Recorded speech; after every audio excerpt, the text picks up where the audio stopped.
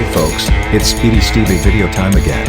Here's an interesting video from the Aston Martin Cognizant Formula 1 team about their efforts at the French Grand Prix. Please watch this video right to the end, and subscribe.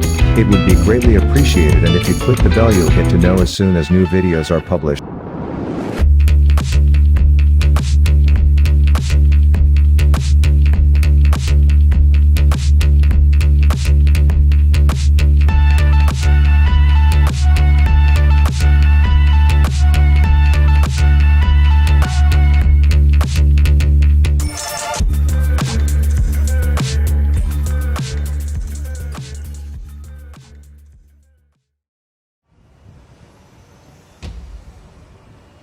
Morning guys, my name is Jess Hawkins and I am the driver ambassador for Aston Martin Cognizant Formula 1 team.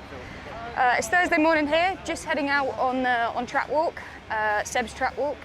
Hopefully I'm going to be picking up a few things that he's looking for and the way that he communicates with his engineer, things they look for. So yeah, interesting day for me, and then for the rest of the day just media day, I guess.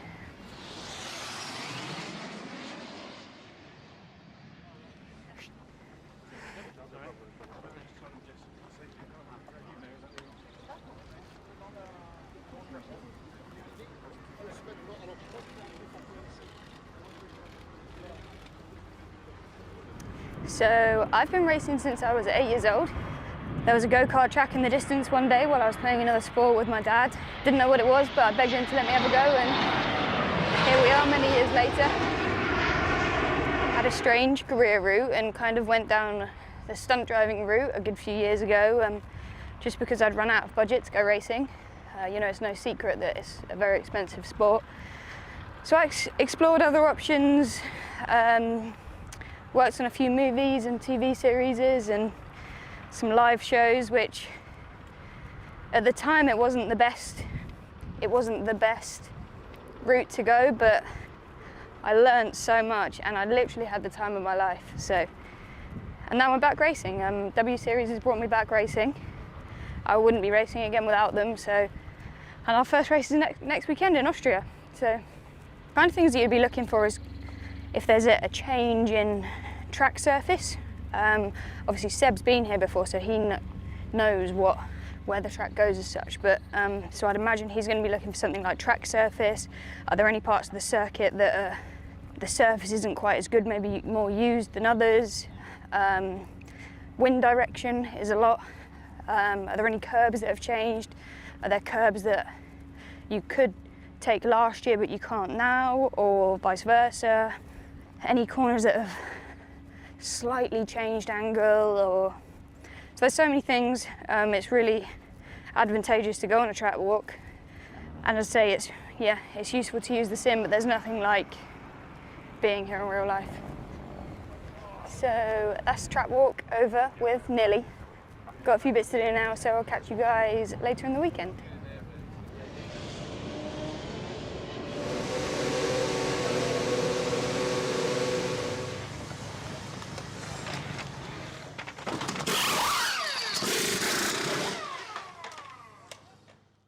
We are going to go now to chat to Bernie, who is head of strategy, which I think will be a really interesting thing because that is such an important and difficult job. It'll be nice to get a bit of an insight from her. So Bernie, this is obviously my second weekend with Aston Martin Cognizant Formula 1 team. I've tried this weekend to put some time into spending some specific time with specific people, and it would be great if you've got some time to go through with me, or actually for the viewers, who are you and what do you do? Yeah, cool, yeah, so no worries. So I'm head of strategy, so basically my job is just like looking after all the elements of strategy. So that sort of starts the week before, looking at what we think might happen this weekend or what's happened a few years ago or any of that sort of stuff. And then sort of build up through the weekend. So on Friday we learn about, so we've got the 2 practice sessions. We learn about what we think the tyres are going to do this weekend and what we think our strategy might be. And then from your side, what we do with the drivers is pre-event we talk about what we think is going to happen, and that sort of sets in their mind for Friday how we want them to drive or what we're sort of expecting. And does this information get given to them pre-event, or is it something that they get when they arrive? Yeah, so it depends really on the driver. So like Lance, we go through a lot of stuff just when he arrives. So today we've gone through a lot of stuff.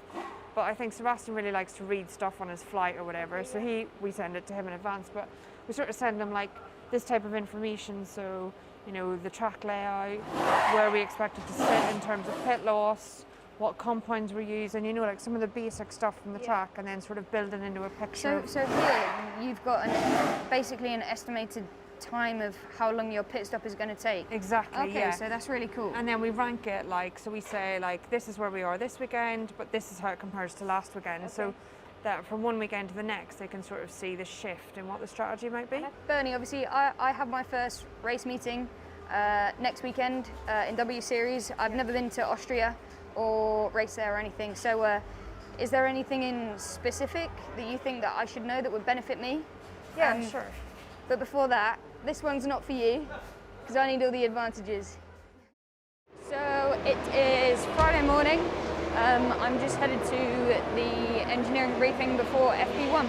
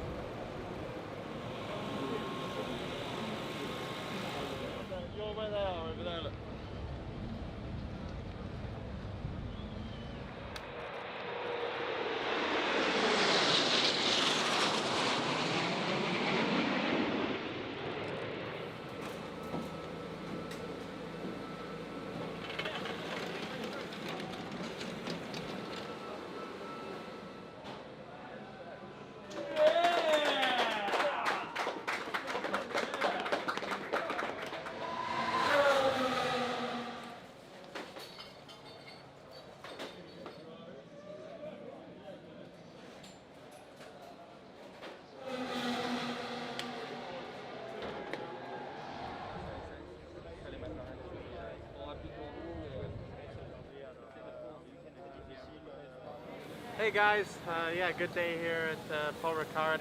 Both cars in the points. It was a great race from us. Starting last, it wasn't easy.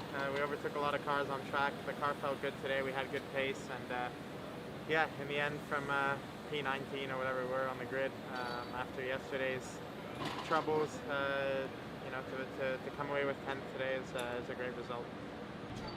Yeah, so obviously a good result to have both cars in the points. It was a fight until the very last lap, maybe. I don't know, maybe not the most exciting race, but very busy in the car. Conditions were tricky with a lot of wind, but yeah, great job by the team. I think responding well to the new challenges. Obviously there was a lot of talk about tyres and tyre pressures and settings, but I think we proved that we managed it well with you know, whatever was new here. And yeah, I think to score points is good for us. We need to do so.